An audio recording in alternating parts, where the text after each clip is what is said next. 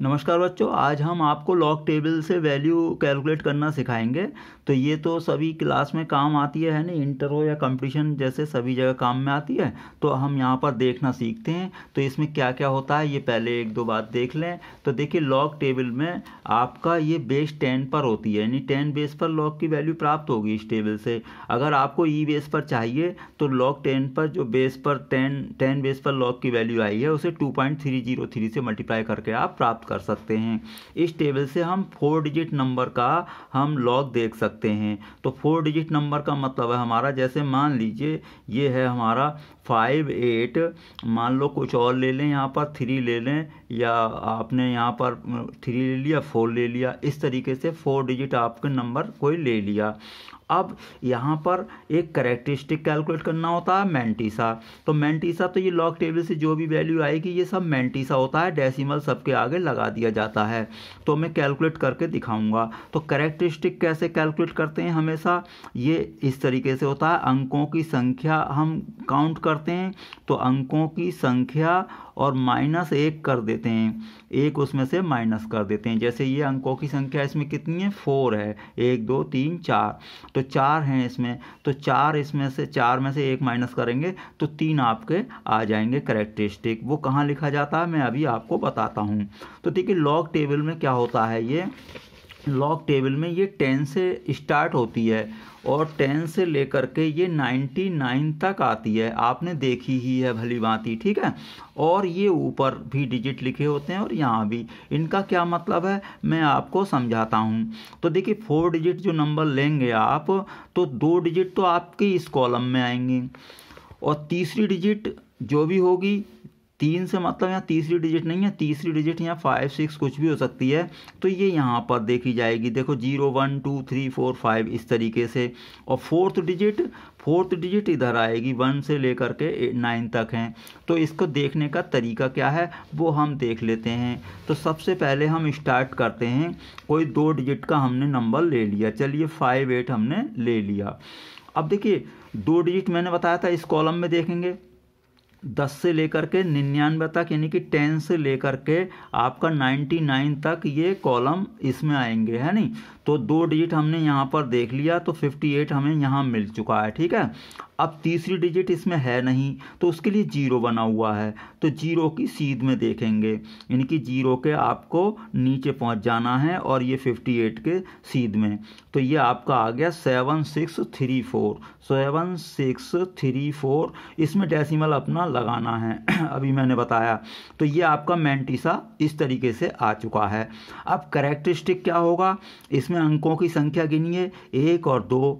तो अंकों की संख्या में से 1 माइनस करेंगे हम, तो 2 में से 1 माइनस करें, 2 अंक है ना, तो 2 में से 1 माइनस करें 1।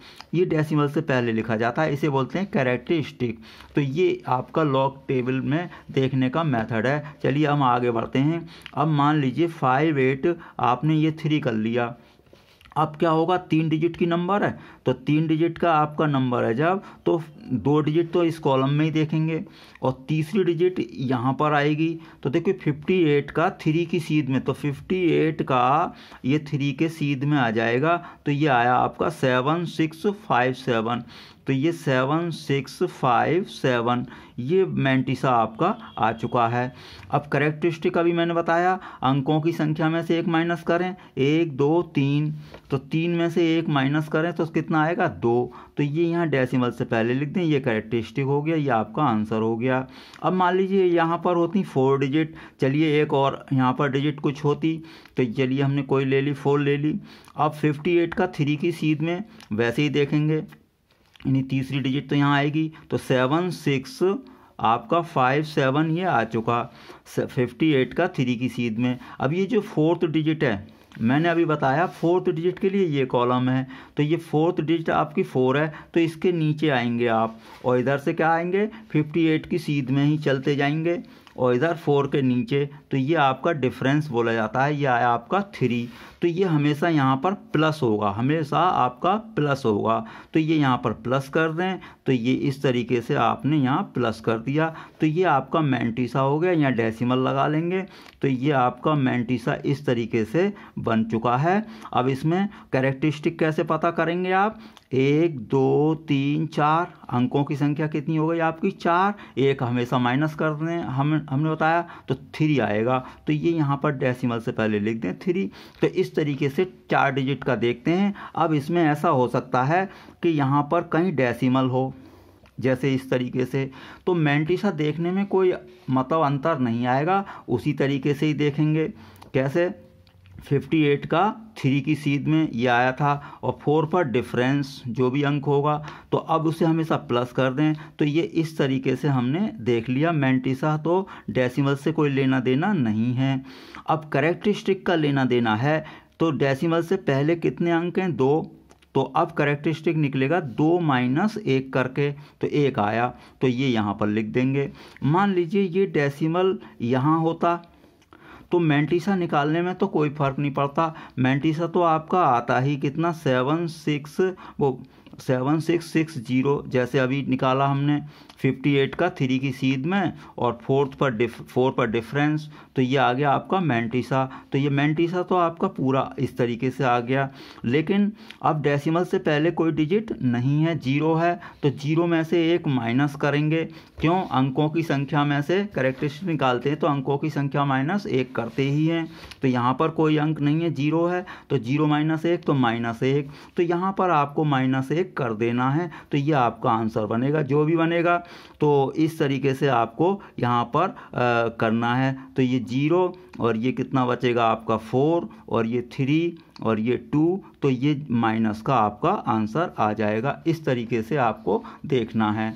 अगर मान लीजिए मैं कह रहा हूँ ये डेसिमल के बाद भी 0 आ जाता है, अगर, तब क्या करेंगे? हमें देखने का तरीका बदलेगा नहीं। मैंटिसा तो वो तो मैंटिसा तो आपका ये आएगा ही। तो मैंने यहाँ मैंटिसा लिख लिया। ये वैसे ही देखेंगे कैसे?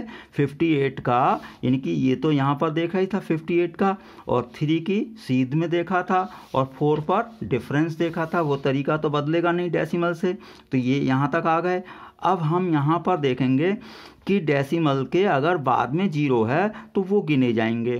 कितने 0 हैं? 1, तो इसमें अंकों की संख्या -1 मानी जाएगी। अगर 2 0 होते तो -2 मानी जाती। तो यहाँ पर 1 0 है तो -1 मानी जाएगी। 1 हमें अपनी तरफ से माइनस करना है, तो -2 आ गया। तो यहाँ पर -2 आपको करना है, यानी कि 2 में से इसे माइनस करके लिख देंगे। 0 4 3 2, और ये कितना 1 बचेगा, और माइनस का। तो इस तरीके से आपको लॉग टेबल देखनी है। तो मैं समझता हूँ आपको समझ में आ चुकी होगी। धन्यवाद।